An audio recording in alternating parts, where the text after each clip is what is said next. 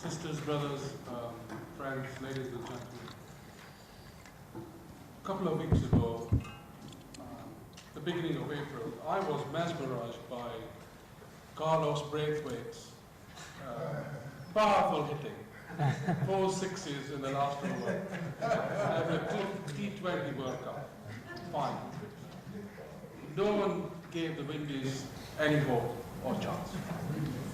The victory stirred memories for me of the hot summer of 1976. Because although the Windies had no chance, or that's what the commentators said and the management said, the team prevailed through sheer talent and belief. 4 decades ago, in 1976, Clive Lloyd's masterful West Indian side flew away Tony Gregg's English team. In his epic and riveting biography of English cricket, Anyone But England, my American friend, the late Mike Marcuse, who died of cancer last year, explains, "This was the first time I'd seen a black team play against an all-white team. In America, Jim Crow had kept black players in an entirely separate competitive structure until Jackie Robinson broke the colour bar in 1948. I was therefore riveted by the 1976 Test series, not least by the way the evident superiority of black players caused such anguish among the English commentators. As it happens, I also felt empowered by the same series, but my perspective was driven by the experience of policing and violent racism. I'd been assaulted and stabbed by skinheads in the early 70s, and coincidentally, the first test between the two teams took place in the same weekend as the racist murder of Gurdeep Singh Chagga, a young Sikh boy in Southall on 4th of June 1976. Rather than investigate the murder properly, the state responded by organizing heavy-handed policing of the locality. This triggered anger and violence on the streets, followed by indiscriminate mass arrests of young men.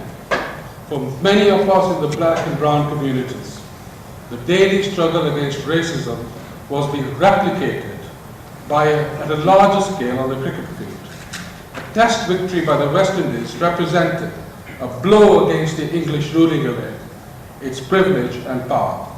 Not many of us saw the cricket boundary as a realm free of politics. And none of us lived in rundown inner cities, contemplations, saw our towns free of racism. Days after Chagga's racist murder, John Kingsley Reid, one of the leaders of the British National Party, told a meeting, and I quote, "Fellow racialists, fellow Britons and fellow whites, I have been told I can't refer to the colored immigrants because of the new legislation of the 1976 Race Relations Act. So you can forgive me if I refer to them as Ents, Wogs and Coons." Then speaking about the murder of Chagga, Reid said, "Last week in Southall, one Ent stabbed another Ent. Very unfortunate, one down, 1,000,000 to go." He was charged with incitement to racial hatred. At the trial in 1977, Justice Neil McNeil directed the jury that the law against incitement to racial hatred did not cover, and he quotes, "reasoned arguments in favor of immigration control or even repatriation." The judge concluded, and this is in quotes, "it was difficult to say what it is that this defendant is alleged to have done that amounts to a criminal offense." Accordingly, the jury found Kingsley not guilty. And this judge gave some cordial advice to Kingsley Reid. And I read from the manuscripts. He says to Kingsley Reid, "By all means propagate the views you may have, but try to avoid involving this sort of action which has taken against you. I wish you well." This is 1976, June. Despite the very limited extent of black involvement in crime in 1970s, the idea of immigrant as worthless or dangerous was already established in police attitudes. These attitudes were shared at the top with Sir Kenneth Newman, the Commissioner of the Metropolitan Police between 1982 and 1987. He described Jamaicans as, I quote, a people who are constitutionally disorderly. It is simply in their makeup. And Asians, I quote, as deviously cunning. This is the head of the Metropolitan Police in 1981. As it is this fact, the prevalence of a culture of everyday racism in the criminal justice institutions and beyond that gave rise to a new generation of Black and Asian young community activists, people like me and others in this room, who began to cultivate resistance not out of choice, but out of necessity against injustice and discrimination. We didn't have the luxury of being politically involved. We just had to be on the street in numbers and get arrested. We just had to defend ourselves against racists and get arrested. We just had to come in contact with the police and get arrested. The history of British policing, as many of you will know, is scattered with a catalogue of mistakes, ongoing corruption and cover-ups. A report published by Her Majesty's Inspectorate of Constabulary last year reported, and I quote, "When corruption is uncovered, there is a tendency within an organization, including the police service, to suggest or imply that the problem is one that is confined to a few rogue members or bad apples. This canard can be dealt with quickly. First, while it is perfectly possible on occasion for an individual or small number of individuals to engage in highly unethical conduct, the history of policing has too many examples of institutionalized corruption for this explanation to carry such readers." Introduction to the report last year. This is Her Majesty's Inspectorate. This is a bold statement. And I don't think we should be surprised at the extent and level of this commentary, given the Conservative Home Secretary's speech at the Police Federation 2 years ago, when she reminded them of the Leveson inquiry, of Bloodgate, the death of Ian Tomlinson, the ongoing inquiry by the independent panel into the murder of Daniel Morgan, and we'll hear from his brother tomorrow. The first sacking of the Chief Constable for gross misconduct in modern times. The investigation of more than 10 senior officers for acts of alleged misconduct and corruption. Never mind Ellison into the Lawrence Review. This is the Home Secretary reminding the Police Federation only 2 years ago and actually demanding change. So racism, as the police in public inquiries normally allege, is something of a past and they've changed. Simply doesn't bear evidence. I think we can summarize the relationship between the police and Black communities in this way. Firstly, there's a long history of deep-seated public concern about police racism, failures of lack of accountability. Nothing new. In fact, the first allegations of Black people rioting in terms of evidence is as long ago as 1906, when Somalians were described as rioters by the police in Liverpool. And the history list evidence goes on and on. The second point is that there is a state acceptance of a culture of violence against Black communities and within working class communities. And this applies not just to the level of brutality used by police against Black suspects or people they come into contact with, always describing them as strongest built, stocky, even though that the description is not there. But the fact that they have in their armory some form of superior violence which they can control. So the level of violence exerted against Black communities is even more ferocious. It doesn't apply just to men. We have a case of a woman called Christine Martin, a young mother of 5, beaten up at Great Ormond Hospital while tending for her mother. She had severe injuries to her face. She asked the police to stop. 2 police officers, women's officers, actually tried to stop it and became witnesses against the main suspect. Yet that police officer was found not guilty at Woodgreen. That misconduct hearing against that police officer starts on 2nd of May. The level of brutality against black communities is ferocious, rampant. You only have to look at the extent and figures relating to deaths in custody in 1993. 3,000 people have died, black male, in deaths in custody, yet not a single person has been convicted for the death. Level of racial violence that exists in the BNE communities. 84% of the hate crimes recorded in this country actually amount to racial violence against black and Asian communities. Yet, the number of people prosecuted is only about 2%.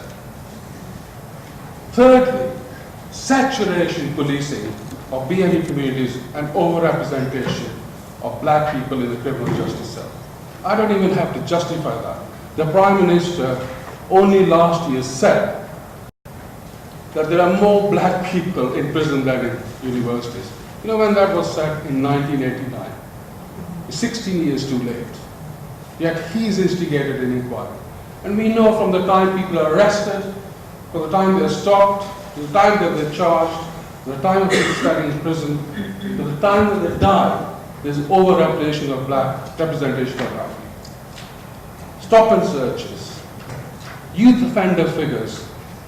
We're only about 9–10% of the population, yet youth offending consists of over 50% of black and Asian people within youth offending institutions. Fourthly, the denial of racial bias, implicit or otherwise. It's true that the McPherson inquiry found Metropolitan Police to be institutional racist. Yet there is not a single example of a police service since then, in 1999, of saying we are institutional racist, or a case proven against them. The Independent Police Complaints Commission does not know, doesn't have the expertise, it says, to actually work out and locate how institutional racism affects the police service. So they call in experts like us. This is the service set up post-McPherson. Fifthly, state-led accountability mechanisms have been ineffective. They are structurally incapable of making medium or long-term changes. One of the things that we have to be very careful about is that every time there is a public inquiry or a case that comes up, the first focus of the state is to say we will become accountable or reform. But nothing actually changes in real terms. And nothing changes while that misconduct is taking place. There is no way of coverage of holding them to account whilst that misconduct places. It's also after the effect. And in the under-police inquiry, if it is simply the argument that the state uses, it says that undercover policing was simply a tool of surveillance against people, and therefore it needs to be regulated, and not see it as a bigger part of a corrupt practice, or racist practice, or institutionally sexist practice, then the reforms that we get after the inquiry will be worthless on paper. So it has to have a broader perspective. Lastly, BNE communities affected, impacted by intelligence, covert, undercover, surveillance, etc. In the Asian community, we are used to having saturation of intelligence services. Rumors about illegal immigrants coming in Southall or Bradford or Rotherham are very common. So you have the Immigration Intelligence Unit. Drugs in black communities. So you have the drug squad. You have neighborhood blocks. Police officers actually adopt blocks in sync stage monitoring. And because of the problems in Pakistan and India, religious, etc., you have intelligence service from not just this country, but even from India and Pakistan, acting as taxi drivers working in Ireland. It's saturated by the intelligence service. And we're talking about 4 square mile areas of towns saturated. And now we have the revelation of undercover officers, controlled, managed by senior officers of the Metropolitan Police, spying on families who've lost their loved ones, and their only issue is about seeking some kind of remedy or accountability. They're not a threat to the state, they're not causing a riot, they're not actually arming themselves. Those 5 or 6 areas are key for us to define how we develop as black communities a strategy to build a united alliance on this undercover environment. We are not at the point that the United States is, but black lives do not matter in this country either. We think they do, but state and institutional racism is as permeant and dangerous as in America. And I just want to stop, because I've been told to stop. And I have asked her to do this for other speakers, so I can't not listen to her. Mr. Garner was killed in the United States, choked to death, and the Black Lives Matter came into being. At the demonstration to condemn the murder and raise its profile, a young 8-year-old girl, black girl called Anya, was asked by a very well-known reporter, why are you at a march? And she said this, I'm 8, but I want to grow up to be 18 years old. For her, both being black and the fact that the police, we should have protected her as a citizen, was institutions could have become toxic in her life. We cannot allow that to happen in this country. Thank you very much.